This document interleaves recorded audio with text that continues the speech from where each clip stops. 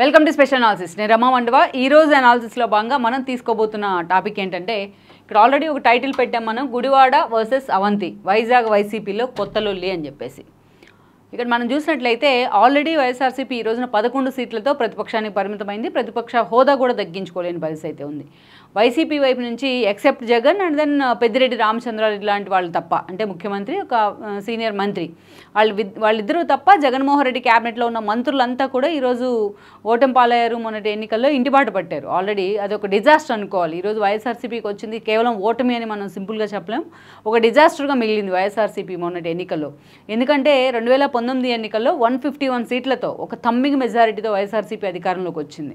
అంత భారీ మెజారిటీ సాధించి with in the span of 5 ఇయర్స్లోనే అంత ఒక డిజాస్టర్గా కేవలం 11 స్థానాలే, అది కూడా ప్రతిపక్ష హోదా కావాల్సిన 18 స్థానాలు కూడా ఈరోజు వైఎస్ఆర్సీపీ సాధించుకోలేకపోయింది.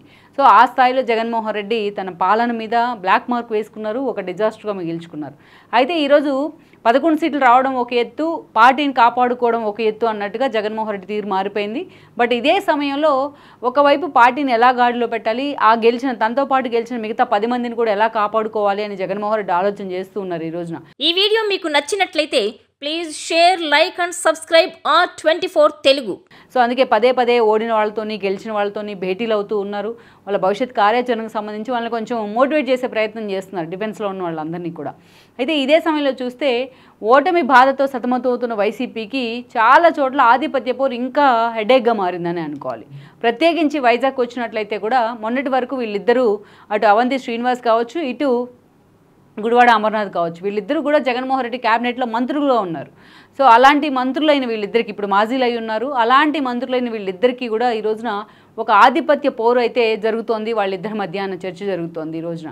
ఇక్కడ మనం చూసినట్లయితే అవంతి శ్రీనివాస్ ముందుగా గుడివాడ అమర్నాథ్తో పోలిస్తే గుడివాడ అమర్నాథ్ ఫ్యామిలీకి పొలిటికల్ బ్యాక్గ్రౌండ్ చాలానే ఉంది వాళ్ళ తాతల కాలం నుంచి. అటు టీడీపీలో కూడా వాళ్ళకు ఒక అసోసియేషన్ అయితే ఉంది. ఆ తర్వాత గుడివాడ అమర్నాథ్ అంటే మాత్రం మనం జగన్మోహన్ రెడ్డితోని ఆయన పార్టీ పెట్టిన దగ్గర నుంచి కూడా అసోసియేట్ అయినారు. పర్టికులర్లీ 19 ఎన్నికల్లో గుడివాడ అమర్నాథ్ ఓడిపోవడం జరిగింది. బట్ గౌతమ్ రెడ్డి లాంటి వాళ్ళు చనిపోయిన తర్వాత, ఆయన ఐటీ అండ్ ఇండస్ట్రీస్ మినిస్టర్గా ఉండేది ఆ రోజున మేకపాటి గౌతమ్ రెడ్డి. దెన్ ఆయన చనిపోయిన తర్వాత క్యాబినెట్ ఎక్స్పాన్షన్లో భాగంగా జగన్మోహన్ రెడ్డి గుడివాడ అమర్నాథ్కు ఆ పదవిని కట్టబెట్టారు. అయితే అదే సమయంలో మనం చూస్తే గుడివాడ అమర్నాథ్ తన శాఖ కంటే, తన ఎమ్మెల్యే పదవి కంటే అటు ప్రతిపక్షాలను టార్గెట్ చేయడం మీద, పర్టికులర్లీ పవన్ కళ్యాణ్ని టార్గెట్ చేయడం మీద ఎప్పుడు కూడా ముందుండేవాళ్ళు. ఇక అంతేకాదు, ఒక ట్రోలింగ్ గురైన మంత్రుల్లో ముందు వరుసలో ఉండేది గుడివాడ అమర్నాథ్ అనే చెప్పుకోవాలి. ఏదైతే తెలంగాణలో ఇండస్ట్రియల్ వర్క్షాప్ జరిగే సమయంలో ఆయన ఏదైతే ఇండస్ట్రీస్ గురించి కోడి గుడ్డు అంటూ కూడా మాట్లాడిన కమెంట్స్ మనం చూసాం అప్పట్లో, అవి ఎంత వైరల్ అయ్యాయి. అప్పటి నుంచి కూడా గుడివాడ అమర్నాథ్ అనేది తీసేసి గుడ్డు మంత్రి అంటూ కూడా ఆయన్ని ఎన్నోసార్లు పిలవడం స్టార్ట్ చేశారు ఆయన ప్రత్యర్థులు.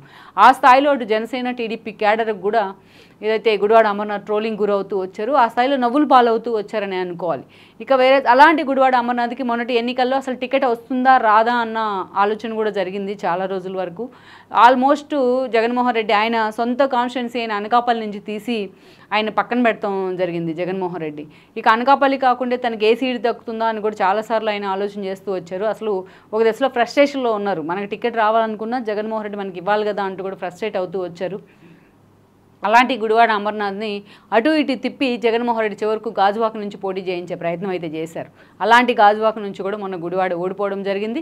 ఇక మరోవైపు అవంతి శ్రీనివాస్ని చూసుకున్నట్లయితే, అవంతి శ్రీనివాస్ లాంటి వాళ్ళు గంటా శ్రీనివాసరావుకి సహచరుడుగా, ఒక అసోసియేట్గా ఆయన రాజకీయ అరంగేట్రం చేస్తున్నారు.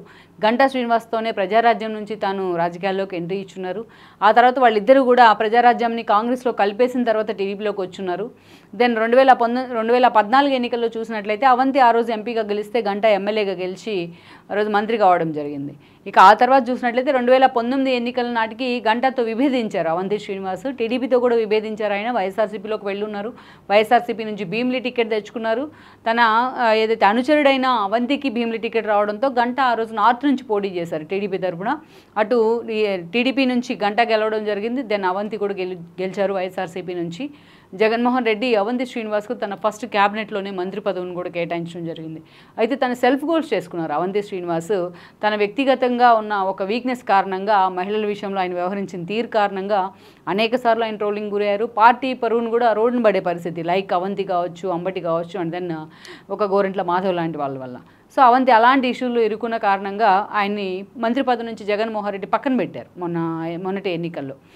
సో ఇలాంటి ఎన్నికల కంటే ముందు క్యాబినెట్ ఎక్స్పాన్షన్లో భాగంగా అయినా సరే అవంతి అటు భీమిలి నుంచి లాస్ట్ మినిట్లో అసలు టికెట్ వస్తుందా రాదా అని కూడా ఒక చర్చ జరిగింది. అక్రమాన్ని విజయ నిర్మల లాంటి వాళ్ళు కూడా ఆ టికెట్ కోసం ఎక్స్పెక్ట్ చేశారు. చాలామంది భీమిలి టికెట్ని ఆశించారు కూడా. కానీ జగన్మోహన్ రెడ్డి మాత్రం ఫైనల్గా అవంతి వైపే మొగ్గు చూపారు. దెన్ అవంతి గెలిచారు. అవంతి ఓడిపోయారు గంటా చేతిలోని. అటు నుంచి చూస్తే గంటా శ్రీనివాస్ భీమిలి నుంచి పోటీ చేసి ఆయన ఓడిపోవడం జరిగింది. నేను ఈరోజు చూస్తే ఓడిపోయిన తర్వాత ఇద్దరు మాజీ మంత్రులే, ఇద్దరు ఓటమి పాలై ఉన్నారు. అలాంటి పరిస్థితుల్లో కూడా వైజాగ్లో ఆధిపత్య పోరైతే జరుగుతోంది వీళ్ళిద్దరి మధ్య. జగన్మోహన్ రెడ్డికి సంబంధించి ఆ పార్టీ నేతలు తీసుకుంటున్న ఇనిషియేషన్లో కావచ్చు, ఇక అటు కడప దగ్గర నుంచి జగన్మోహన్ రెడ్డి తాడేపల్లి దాకా చేపడుతున్న కొన్ని కార్యక్రమాలు కావచ్చు, ఇలాంటి వాటి అన్నింటిలో కూడా గుడివాడ అమర్నాథే ఎక్కడికక్కడ హైలైట్ అవుతూ ఉన్నారు. రిషికొండ ఇష్యూ దగ్గర నుంచి అనేక ఇష్యూల్లో గుడివాడ అమర్నాథే మీడియా ముందుకు వచ్చి మాట్లాడుతూ ఉన్నారు. పార్టీ తరఫు నుంచి ఏదైనా ఇష్యూస్ మీద వైజాగ్ కేంద్రంగా ప్రెస్ మీట్ పెట్టాలన్నా, అటు మీడియాతో మాట్లాడాలన్నా గుడివాడ అమర్నాథే ప్రతిదానికి కూడా ముందుంటున్నారు. సో ఈ క్రమంలోనే అవంతి వర్గం అయితే మాత్రం ఈ విషయానికి సంబంధించి చాలా సీరియస్గా ఉందనే చర్చ నడుస్తోంది. అందుకే తనకి ఎక్కడా కూడా ప్రయారిటీ దక్కట్లేదు అటు జగన్ దగ్గర కానీ పార్టీ నిర్ణయాల్లో కానీ అని కూడా అవంతి శ్రీనివాస్ ఫీల్ అవుతున్నట్టుగా కూడా ఒక చర్చ అయితే జరుగుతోంది. సో మొత్తానికైతే ప్రతి విషయంలో కూడా గుడివాడ అమర్నాథ్ను ముందు పెట్టి జగన్మోహన్ రెడ్డి రాజకీయం అయితే చేస్తూ ఉన్నారు.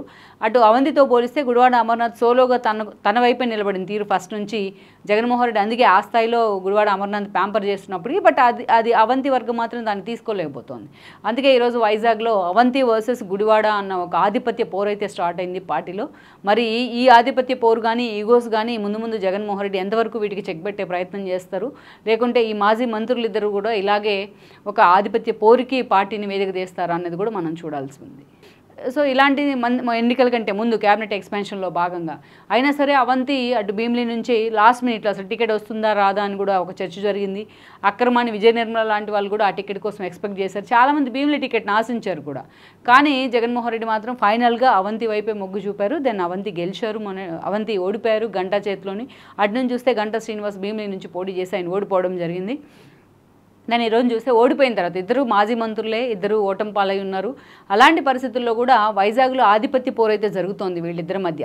జగన్మోహన్ రెడ్డికి సంబంధించి ఆ పార్టీ నేతలు తీసుకుంటున్న ఇనిషియేషన్లో కావచ్చు, ఇక అటు కడప దగ్గర నుంచి జగన్మోహన్ రెడ్డి తాడేపల్లి దాకా చేపడుతున్న కొన్ని కార్యక్రమాలు కావచ్చు, ఇలాంటి వాటి అన్నింటిలో కూడా గుడివాడ అమర్నాథే ఎక్కడికక్కడ హైలైట్ అవుతూ ఉన్నారు.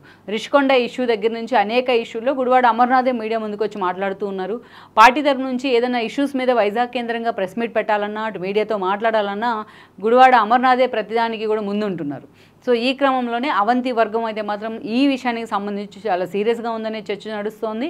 అందుకే తనకి ఎక్కడా కూడా ప్రయారిటీ దక్కట్లేదు అటు జగన్ దగ్గర కానీ పార్టీ నిర్ణయాల్లో కానీ అని కూడా అవంతి శ్రీనివాస్ ఫీల్ అవుతున్నట్టుగా కూడా ఒక చర్చ అయితే జరుగుతోంది. సో మొత్తానికైతే ప్రతి విషయంలో కూడా గుడివాడ అమర్నాథ్ను ముందు పెట్టి జగన్మోహన్ రెడ్డి రాజకీయం అయితే చేస్తూ ఉన్నారు. అటు అవంతితో పోలిస్తే గుడివాడ అమర్నాథ్ సోలోగా తన వైపే నిలబడిన తీరు ఫస్ట్ నుంచి జగన్మోహన్ రెడ్డి అందుకే ఆ స్థాయిలో గుడివాడ అమర్నాథ్ ప్యాంపర్ చేస్తున్నప్పటికీ బట్ అది అవంతి వర్గం మాత్రం దాన్ని తీసుకోలేకపోతుంది. అందుకే ఈరోజు వైజాగ్లో అవంతి వర్సెస్ గుడివాడ అన్న ఒక ఆధిపత్య పోరు అయితే స్టార్ట్ అయింది పార్టీలో. మరి ఈ ఆధిపత్య పోరు కానీ ఈగోస్ కానీ ముందు జగన్మోహన్ రెడ్డి ఎంతవరకు వీటికి చెక్ పెట్టే ప్రయత్నం చేస్తారు, లేకుంటే ఈ మాజీ మంత్రులు ఇద్దరు కూడా ఇలాగే ఒక ఆధిపత్య పోరుకి పార్టీని వేదిక తీస్తారా అనేది కూడా మనం చూడాల్సి ఉంది. ఈ వీడియో మీకు నచ్చినట్లయితే please share, like and subscribe R24 Telugu.